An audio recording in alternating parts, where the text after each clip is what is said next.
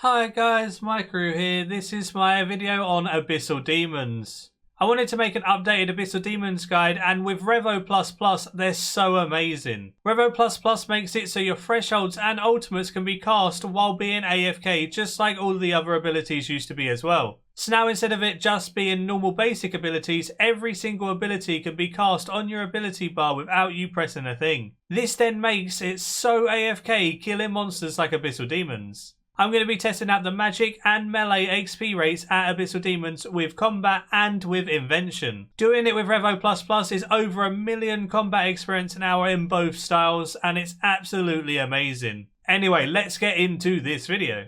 As for the requirements for this method, first of all, you obviously need 85 Slayer to kill the Abyssal Demons. 55 Magic will be super helpful for high Alchemy. 71 Agility is kinda needed for the Slayer Tower shortcut because you won't get anywhere near these rates killing them anywhere else other than on top of the Slayer Tower. Other things that I would recommend or would be helpful to have would be 85 plus combat stats. This way you can wear good weapons, good armors, everything like that, and deal a nice amount of damage and sustain yourself pretty well. 92 plus prayer would definitely be recommended. Soul Split and or Turmoil is super useful. You can do it with Protect from melee, eating the shocks they drop and some vampirism aura and stuff, but it's just not as effective as Soul Split, so I would definitely recommend Soul Split. 96 Herblore is way helpful with overloads. Not only does it make you super tanky, it makes you deal more damage, which is always a bonus. And lastly, the last thing I would recommend would be a Spring Cleaner. If you have a Spring Cleaner, definitely use it. You profit a fair amount on stuff like the rune daggers that they drop, and it automatically sends stuff to the bank, so you can't argue with that. That's it for the requirements. Let's get into the actual method. When it comes to Revo++, you want to go into your combat settings, and as you can see, there's a revolution size, and you can tick basic, threshold, and ultimate abilities in the options here. You can put the revolution size to whatever you want. I put it to 12 so it covers nearly all of my bar, and then I make sure that basic, threshold and ultimate are all ticked so it's going to cast the abilities that I need on time. It works exactly the same way as what revolution used to, but now it casts your thresholds and ultimates for you. This means if you have 100% Adren and my Tsunami's number 1, if it's off of cooldown it will cast that first. If it's on cooldown I'll cast Sunshine, and then all of the other stuff will be cast if either of those cannot be cast. It's super useful and it's so nice. I'll speak more about my ability bar when I'm killing the Abyssal Demons. Firstly, starting off with my no invention magic setup. The only thing I have augmented is my weapon just for some extra perks and because it would degrade anyway. I will go into invention setups after this, don't you worry, but because I have 200 mil invention, there's no point in me actually doing anything with divine charges because it's going to cost me a lot more money in the long run. So if you don't care about training invention super quickly, you can use this method like I am, or if you've already got 200 mil, then this setup is the right one for you as well. When you're using an attuned ectoplasmator and a demon horn necklace, you will get infinite prayer. This means we don't actually need an aura. So the best aura that I found to take was an XP boosting one, so something like a Desert Pantheon aura is perfect here. I take my max cape for an easy teleport out back to the max guild to empty my gem bag and then come back. And then I have Anima Core of Seren as it doesn't degrade and it gives some really good bonuses. I have Cinderbane gloves. They work really well as they apply poison, and I've got weapon poison, so both of those stack together for really nice extra damage. I just use Boots of Subjugation. They're very cheap, easy to use, and they don't degrade. And then I have my Luck of the Dwarves. Luck of the Dwarves procs all the times to Abyssal Demons, so it's really helpful. In my inventory setup, I have 2 Holy Overloads and 3 Aggression 4 doses. This gives me enough for an hour. I normally leave a bit before the hour to empty my bag, but either way, if you wanted to stay a whole hour, this is the perfect amount that you would need. I take 1 of every common item noted so it would stack in my inventory so I don't have to worry about changing it all up. I take a Ring of Slayer so I can teleport straight to the Mauritania Slayer Tower. It gets so crowded at Abyssal Demons now, so as soon as you leave to go bank, you want to bank as quickly as possible and get back as quickly as possible. This ring definitely helps with that. You want an upgraded gem bag so it can hold all of those awesome gems that the Abyssal Demons do drop. I take a pack yak with some scrolls. I do have alch runes in my large rune pouch, as you can see, alongside some air runes for the actual spells I'm casting. But these alch runes aren't always enough, because when you get rare drop tables of key halves, or you get some spirit gems or something like that that you can't alch or get rid of, then you can just send them to the bank with a pack yak, and it helps so much with inventory management. I have a super restore potion, so if I need to renew my pack yak and I don't have enough summoning points, I just take a sip on that. And then I have my weapon poison. I only have a 4-dose weapon poison because I always bank after about half an hour to empty my gem bag anyway. I have one of each charm so they stack nicely, and then I also have my spring cleaner. Spring cleaner is your best friend at Abyssal Demons. It breaks down near enough everything, and those rune daggers that it breaks down really rake in some nice profit.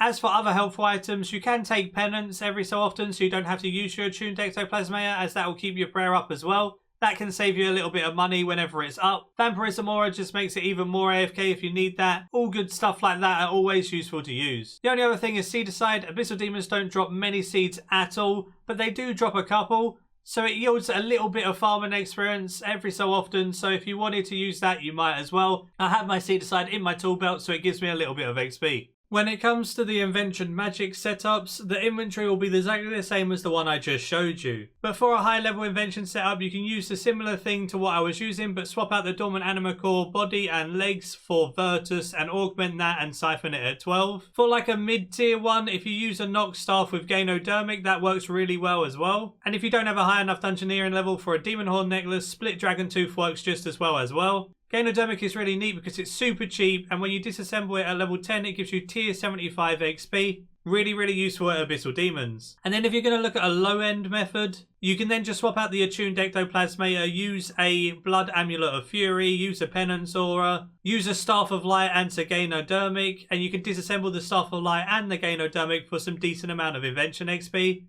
Obviously, if you can't afford a Luck of the Dwarves, you can use an Asylum Surgeon's Ring or something as well. And Abyssal Demons can be 800k or more Invention experience an hour when you're doing them efficiently, which is absolutely amazing. So this is just some examples of what you can do when training Invention at Abyssal Demons. When it comes to actually killing the Abyssal Demons, it's quite self-explanatory. You aggro pot them, stand about where I am, so you can get as many on you at the same time. And then Revo++ does all of the work for you. You just click the ground, you area loot your loot here and there, and then you go back to AFKing. So the reasons why I have my skills in the order I do, the main ones that matter are the first 5. The first one is Tsunami because it does so much AoE damage, and then it gives you a buff for whenever you crit you get more Adren back. This then allows you to get to Sunshine much easier, so then Sunshine second, it will cast Sunshine after casting Tsunami, and then by the time you get to 100% Adren again, Tsunami's back up. And it just rotates through those 2 ultimate abilities all the time. Then I have Corruption Blast, Dragon Breath, and Chain because they're your best AoE abilities for magic. The rest of the bar is kind of whatever, you can do it however you like. I put Wild Magic after Chain because Wild Magic just one-shots Abyssal Demons and it's really useful. As for all the others, it's just the default magic abilities. But Revo++ casting your ultimates and your thresholds is just outright awesome.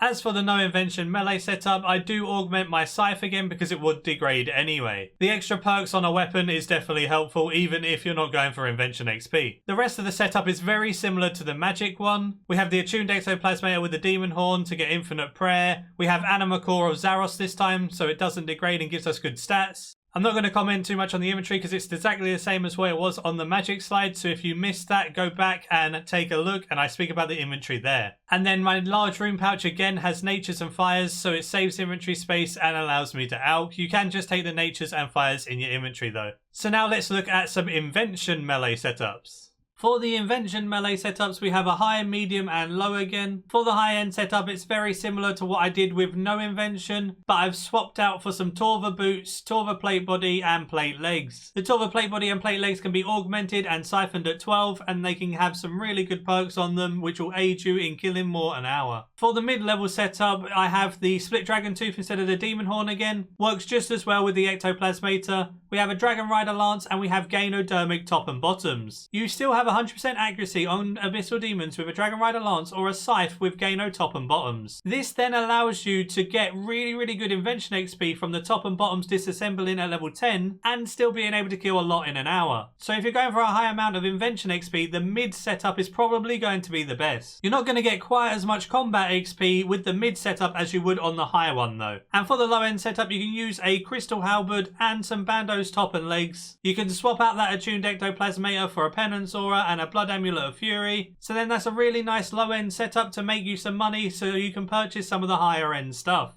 Again, even with melee, Abyssal Demons can be over 800k Invention experience an hour. When it comes to the melee rotation, it works in a very similar way to the magic one. You put Meteor Strike first as your ultimate ability because when you hit 100% adren and use that, it will give your next attacks extra adrenaline on crit just like Tsunami. I then have Berserk after that, so it will rotate between these two ultimates. The only difference between melee and magic is the good AoE abilities for melee are also threshold abilities, whereas magics are basics. So number 3 is Hurricane, number 4 is Quake, and number 5 is Cleave. And again, the ones after this aren't too important. They can be put and set up however you see fit. The main ones are the first 5. Make sure you have them in that order to maximize your experience an hour. Finishing this video off talking about the GP and XP rates of Abyssal Demons. The average GP an hour I got with my high-end setup was 4.5 to 6 mil GP an hour in drops. In supplies, I would spend around 2 to 2.5 million GP. This is all the costs from the divine charges for my weapon, the ghostly essence, the springs, literally everything taken into consideration. This then means I make 2.5 to 3.5 million GP an hour pure profit, and that's even with using the ghostly essence. This is some really nice profit from Abyssal Demons for how AFK they are and how much XP they give. The magic experience an hour using Revo++ with my Anima core and only augmented weapon, I got 775,000 magic experience an hour and 258k constitution XP an hour. With the melee setup with my scythe, I got 754,000 strength experience in the hour, and then I got 251,000 constitution experience in the hour as well. Also using the attuned ectoplasmator is around 80,000 prayer experience an hour, which is also really awesome. All of this added together is over 1 million combat experience an hour, not to mention if you're training Invention you can get over 800,000 Invention experience an hour as well, so you can push over 2 million total experience an hour at Abyssal Demons. That is just stupid. Either way, I hope you did enjoy this video. Give it a like if you did, subscribe if you're new for loads of future content all related to RuneScape 3, and until next time, see ya.